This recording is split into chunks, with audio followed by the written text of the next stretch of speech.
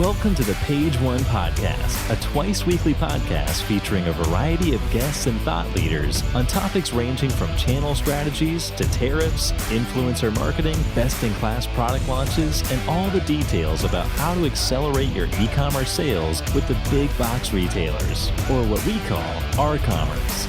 Now here's your host, Luke Peters.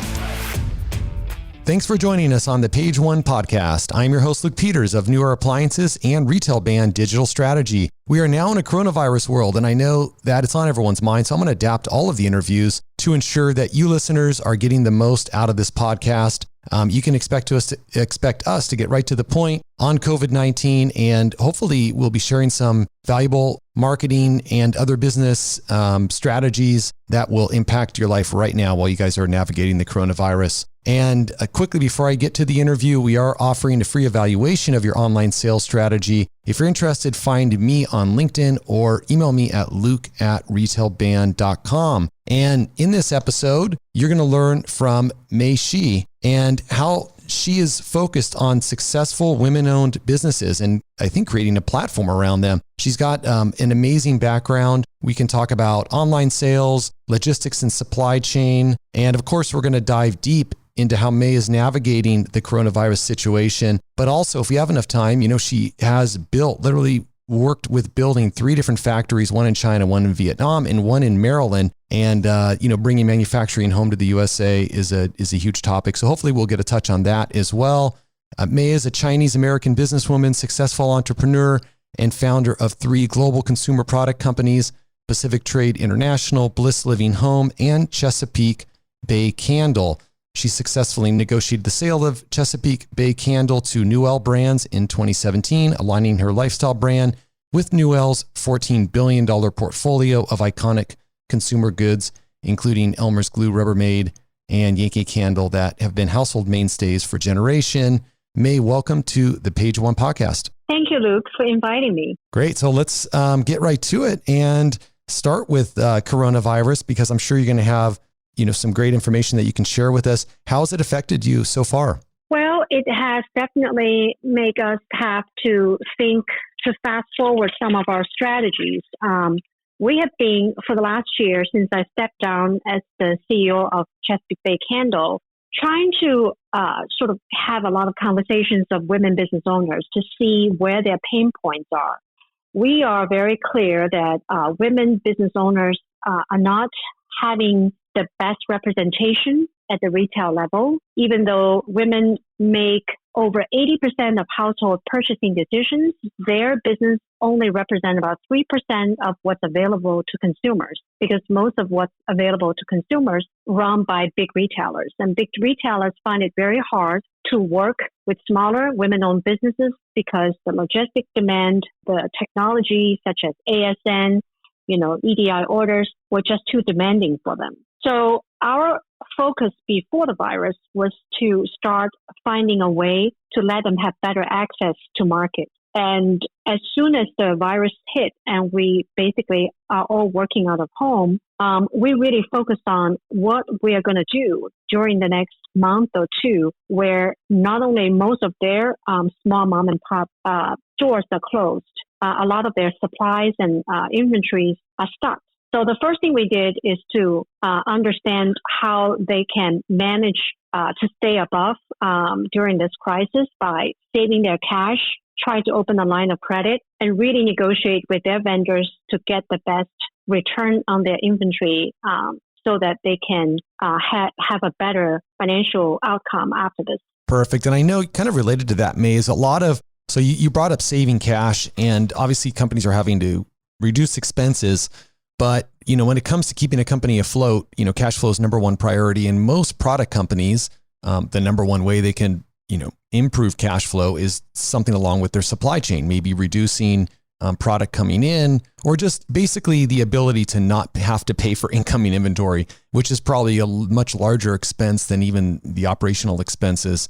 And do you have any experience with, and I'm sure you do, but with any of your clients on working with factories in China and having to say increase terms or even push back inventory? I know, definitely I'm in the business also, and I've got a bunch of friends in the business, and factories aren't happy to receive that message when you tell them, say 2 or 3 months ago. Yeah. 2 or 3 months ago, everybody said, hey, we need to make sure you can actually ship. Then all of a sudden we realize, wait a minute, China's factories are actually doing fine. It's going to be our problem now on the demand side. Exactly. And there's been this big boomerang. And I think that actually is going to end up being a big cash flow crunch for a lot of companies. Any thoughts on navigating that and how you guys are doing it? Absolutely. I think absolutely. The first thing is to negotiate for longer payment terms. Usually, if you have worked with a supplier in China or rest of Asia for longer than, let's say, 2 or 3 years, you probably are already getting 30, 60-day terms. I know it sounds odd and really awkward, but if you can negotiate for 90 to 120 days, listen to me. They want your business, not only for this inventory, but for future orders. And they have increased support from their government. China has always subsidized their exporters so that whoever exports have a percentage of discount for tax payment. So remember, they have great incentives not only to keep you for this particular shipment, but for future. A lot of them are facing shortages of orders for the rest of the year. So anyone who promised them to place new orders for fall and holiday will be very welcome. And you can negotiate not PO by PO, but for a whole year in terms of payment terms. Number 2, I absolutely think if you have future orders coming for summer, cancel that.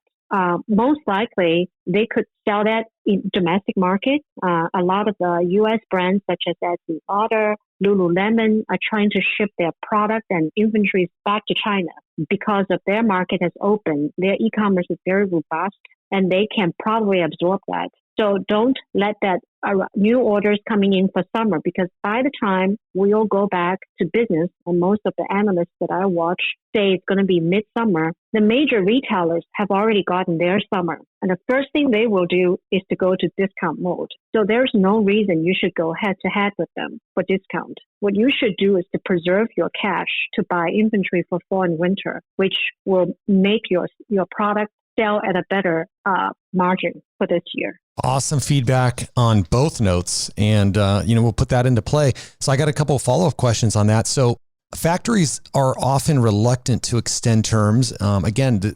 Even with my own company, and we've actually gotten great terms in the last year or so, but they're often hesitant, and they'll want to go through, say, a credit agency, like say a Sinosure. Is your experience that even the factory themselves should be good for extending the terms, or do you find that they usually have to go through a credit agency because that complicates things and slows it down, and then it, gives them an excuse on why they can only go to a certain level of terms? Well, I think this is really a negotiation, right? So it really depends on how important you are to that vendor, to that factory, and B, what is the amount that we're talking about? In general, I have to say China probably faced the worst export challenge right now, even more than last year when the U.S. has negotiated, the duty war, the trade war. Even that cannot compare with now, because at that time the demand is still there, right? It's the artificial barrier of tariffs. Right now, the demand is not there, and we don't know when it's going to come back. If you look at fashion, only online stores are really working. Some of who also have closed their warehouse, so you can place order, they cannot ship. So the entire fallout from trade and from retail is far from clear. So there's a lack of clarity, not only for summer, but all the way for fall and holiday. And I think they're very nervous that they will never get back to the picture before the virus. And because of that, I think if you don't negotiate now, you will never be having a better chance than now to negotiate a better term. And listen, it doesn't have to be permanent change. It can just be for purchase orders placed before the virus. To have some extra months to turn around. That's awesome feedback. A couple more questions on there, because these will be the most useful, I think, for all the listeners. And by the way, most of the listeners here are brand owners. Small companies, range from just a couple million to hundreds of millions of dollars. And this is going to be of interest for all of them. So back on the other comment that you had, I thought it was an excellent point, and you mentioned that hey, and obviously this is for companies that are shut down for sure, is cancel your summer orders. But then you made an interesting comment that said they can sell them in the China market. Just for more clarification, do you mean that the factory would then resell the product, say, under its own label, or is there even an opportunity for the U.S. brand to find a way to work with the factory to expand its business in the China and sell themselves in the China? Kind of a little bit more on that option, because I thought that was definitely unique and first time I'm hearing it. I think both. Most of the time, if you're a branded product manufacturer in China, you're not allowed to sell inventory unless it's going to be retailed at the same level as the rest of the world. So if it's a branded product, it's not a private label product, and if you give them the green light, they have a lot of channel to distribute it. They have, Tmall, which is Alibaba's retail arm, and they have a lot of direct-to-consumer channels. They also have department stores that are all open now. I believe all the department stores are open. And a lot of them are interested to try new products that are designed for European or U.S. market because there's a special cachet of that kind of brand. If it's private label and if you consider the option of discontinuing them, they too have options. So I know a lot of U.S. companies at this point are negotiating to move merchandise, even in the warehouse here, to China because of that reason, because we lost the whole spring. There was no regular sales or discount. We just lost the whole season from March to May. And the spring is a huge delivery for fashion. That is probably where I see the biggest challenge, to be honest with you, more so than even home, right? So I used to be in the home industry. We have seasonal fragrance candles like flowers or oranges. You still can sell them in the summer, and you could even ship to the rest of the country in terms of, California, Miami. But fashion is a lot different because next year, if you keep the inventory, which I think some people consider that to be an option, next year's fashion may be different. The color may no longer be about blue. This year's Pantone color is the blue, the moonlight blue. Next year may go back to yellow or green. So I just feel for fashion, it might be a good option because if you look at the rest of the world, where can you unload this amount of merchandise? There are still shopping that is possible to be online. I just don't know if a lot of your viewers or listeners have already an online channel. And this is something, Luke, if I can discuss with you, I see an absolute must. That one of the things that must change is if those vendors and those brands are not online, they have to absolutely start selling online. Totally. 100%. And, and I have a mix. I have a bunch of friends and colleagues, and some of them are, they're brick and mortar first, and now they're learning online, or some of them are online first, and now they're learning brick and mortar. And right. Definitely the ones that are online first are at an advantage right now. And some brick and mortar is still open and doing well online. Yeah, so like Home Depot, Lowe's, yes. those types of companies, right? Yes. Yeah, but the discount retailers are not. But not many people, yeah. So the discretionary, we say, it's interesting. I was about to write a blog for my women business owners. Two things I thought was very interesting from this particular pandemic. Number one is that I do feel those who's not been shipping online absolutely have to be online. And another thing is I've been pounding the pavement, telling them to try to do more dropship to their consumers, even if they're going through Amazon or Bed Bath & Beyond, because I tell them, listen, you should own your inventory. If you're a fashion vendor, why do you want to have 5 different people owning your inventory, someone size, P and someone size 12? Why don't you hold all of them so in one place you have all the inventories and you dispatch them according to need? No one wants to listen to me. But now everybody thank me for that advice because most of their retailers are not working and shipping. Had they had those inventory in their hand, they could have a lot of business. So The future for online, I believe, is for brand to own that. Nike is doing that, right? Nike is moving away from Amazon and third party because they say, by the time we get to service our own customers, it's too late. We want to control and we want to service them. So individual companies have have the power sometimes to open doors, because if they have different logistic locations, or even if for my small business owners, they can ship out of their home, UPS is picking up. But now if they're working with someone that has to operate a warehouse, such as a Macy's, such as a Nordstrom, you have to wait until probably June for that. It's such a good point. And the trend has been, well, going back a bunch of years, the trend was if you're a reseller, it's going to be really hard because Amazon is crushing the resellers, right? And of course, there's other strong brands like Home Depot's amazing still, Walmart's great, Wayfair's great, so on and so forth. But, if you're just a reseller of a bunch of brands and you're not one of those big names, you're going to get crushed. But the brand itself has a lot of power. And Amazon is like brand agnostic. They don't care about brands. Exactly. Yeah. So, no. And what's happening right now, I think the unique opportunity for brands, and trust me, we're kicking ourselves too. We're looking to gain the same opportunity, is that Amazon is now prioritizing essentials. So a lot of these products. Exactly. Yeah. They can't get into the warehouse. Or even if they're in there, they don't ship it for 2 weeks. So even if Amazon has your inventory on your own .com, if you're able to ship same day, you can get to the customer quicker. And this is a once in a lifetime opportunity. That's what I'm saying, right? So this is what I've been saying. I've been saying this mostly to my Korean and Italian women fashion designers. And I remember talking to them last October and December. And I said, why don't you experiment this business model where the returns and everything goes back to you so that you can repurpose them? And they look at me as if I have two heads, and they say, why should we do that? We already count them as sales. Why do we want to get those back? I said, don't you remember when Macy's at the end of the season come back to you to say, I have still 1/3 of your inventory. Can you give me 80% discount on those? Oh, I'm not placing orders for the new season. Do you remember those conversations? Aren't they paying for? Why don't you want those inventory back and you sell them full price? There's all these possibilities once you have them. So I absolutely agree with you. People, though, forget. They have very short memories. So when business go back,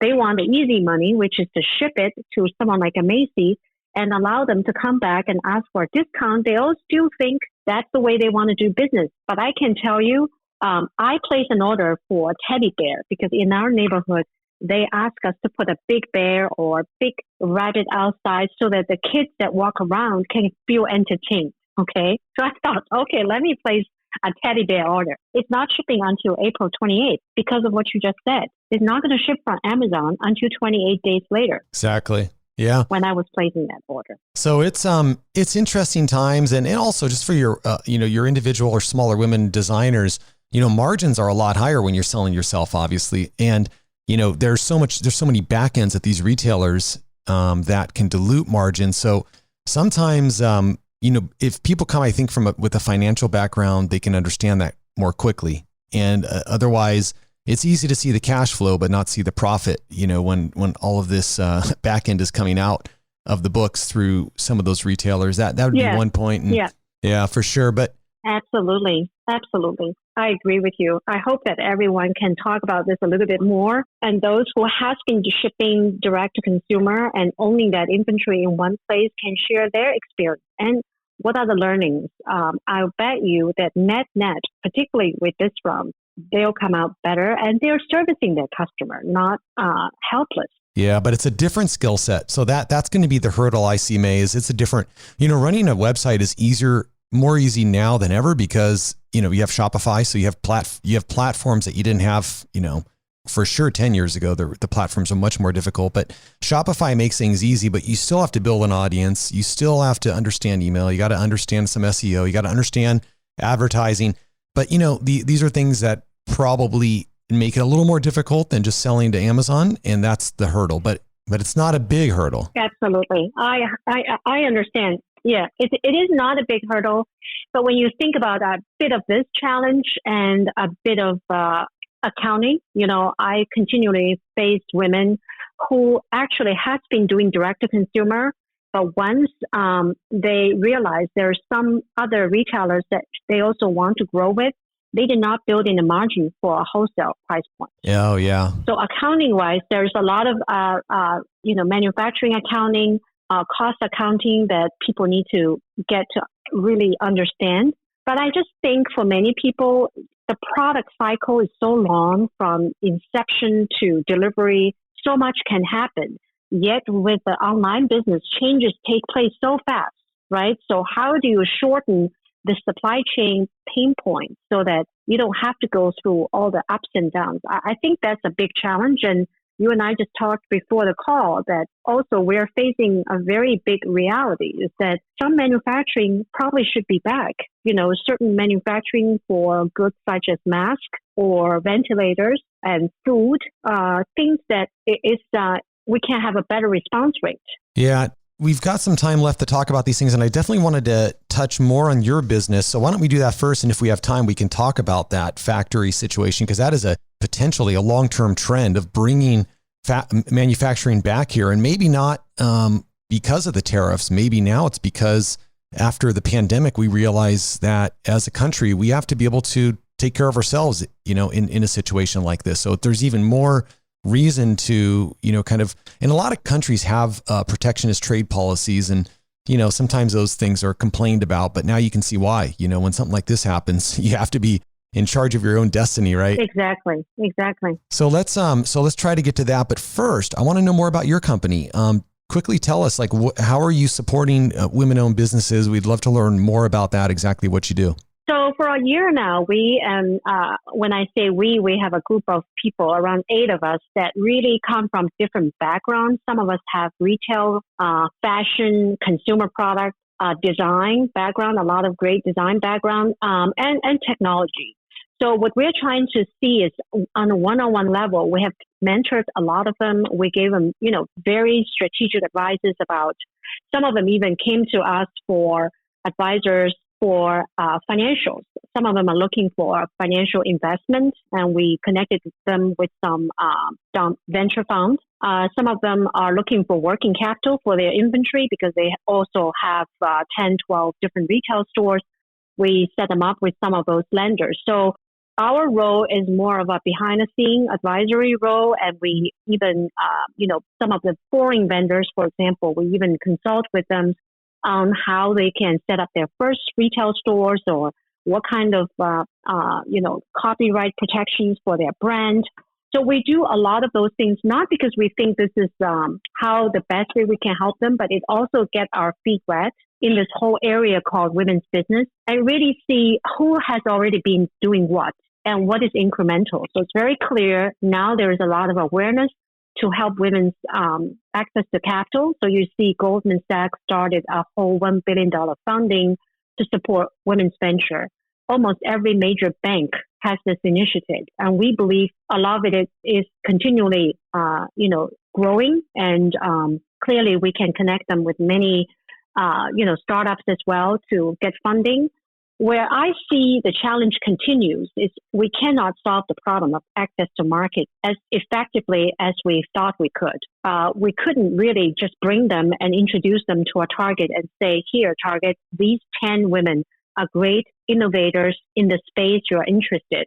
Please work with them and we're going to help them. There's just no opportunity like that. Most of their businesses are so small, they don't even ship 1 year's worth of their size of these women's business is not even one order size, right? So they don't have the manufacturer capability. They don't have the scaling capability. So in the end, what we want to do, and this is very exciting, Luke, because we haven't really announced it in any platform yet, is we want to be a platform for them to really connect directly with consumers. Particularly now, we feel a lot of them have some internet business, but like you said, they are not able to really grow because they're one brand. It's hard to find their brand, and it's very hard to bring traffic to your site if you only have 25 SKUs, and you don't really change it that frequently.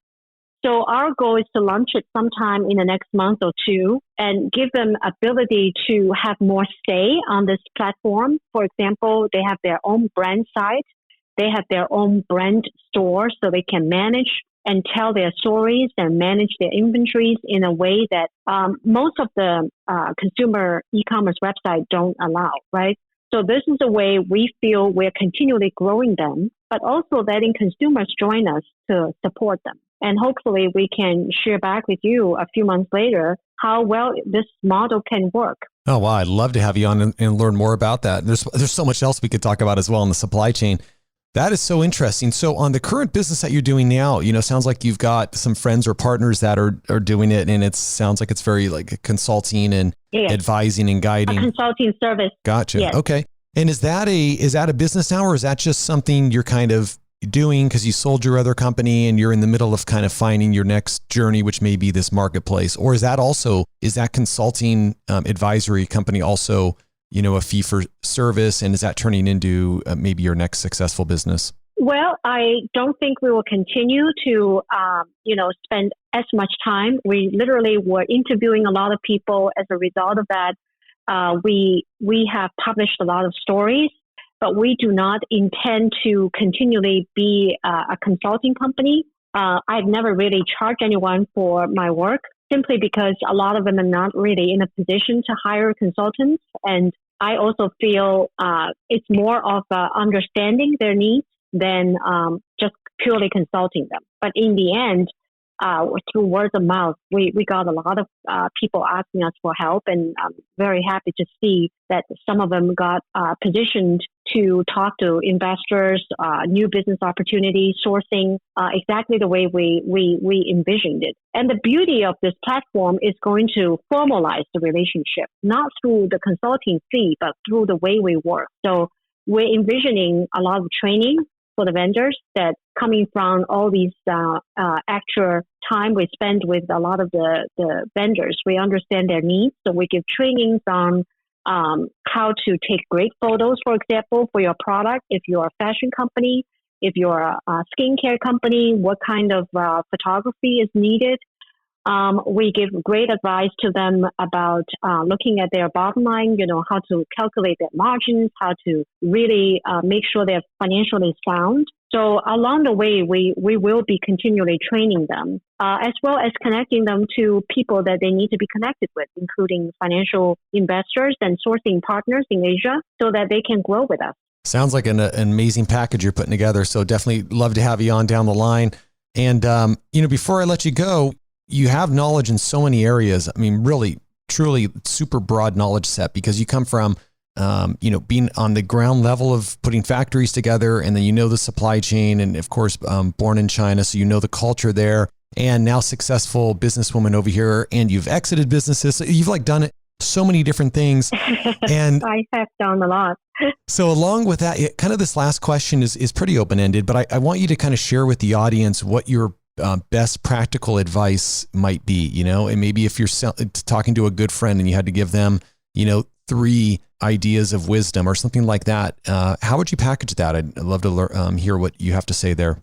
I always feel if you're in a consumer or retail business, the most important thing is a great idea. I really can't emphasize enough of how having a great idea, and it's a niche, it's something that you can do the best, that no one else has done that well. It's so crucial because the world is still flat. Everyone can quickly know what you're doing right away. So being able to protect that turf and being able to defend that turf is very important. The second thing I think is very important is I mentioned already, you have to figure out how to sell online as well as video. I have to say the future is going to be on video. It's going to be on a little bit of entertaining video with social interfacing. We call them live media, live commerce, right? It's no longer e-commerce, it's live commerce. So how do you combine social networking with like a Pinterest plus Instagram plus YouTube plus Amazon? How do you figure out that model to work for you? That's going to be critical. And I think the last thing about opportunity is, I love to tell you, I think you have to figure out manufacturing. Even if you are not a manufacturer yourself, you've got to make your manufacturer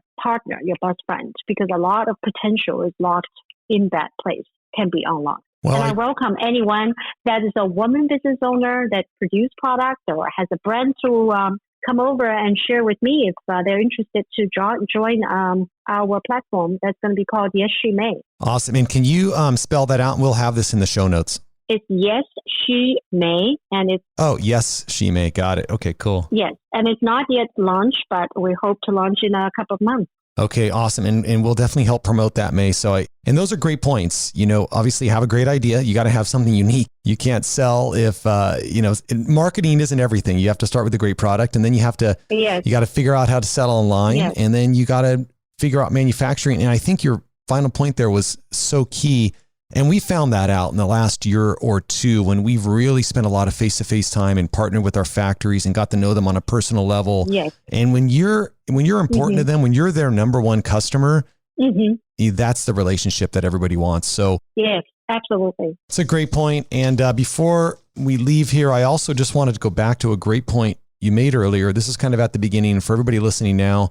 And Mei has so much, there's a lot of background and experience in sourcing. And your last comment was that this is the best time ever to negotiate, better than after the tariffs. And I just wanted to kind of reiterate that point to the Page One podcast audience, because something I'll take to heart. And I think, there's a lot of challenges right now in the middle of coronavirus, but, there's also, you have to make lemonade out of lemons. And right now, exactly. Yeah. So we have these challenges, but we have to look at, what we can control. And we're recording this on April 8th, and we'll, hopefully launch this episode shortly. And, wish all the listeners all the best on moving their businesses forward. And before I let you go, Mei, is there a way that listeners can contact you or find out more about you? Is LinkedIn the best place, or where can folks get a hold of you? I can give you my email. Is Mei, MEI, at meixu.com. My name. Got it. Okay. .com.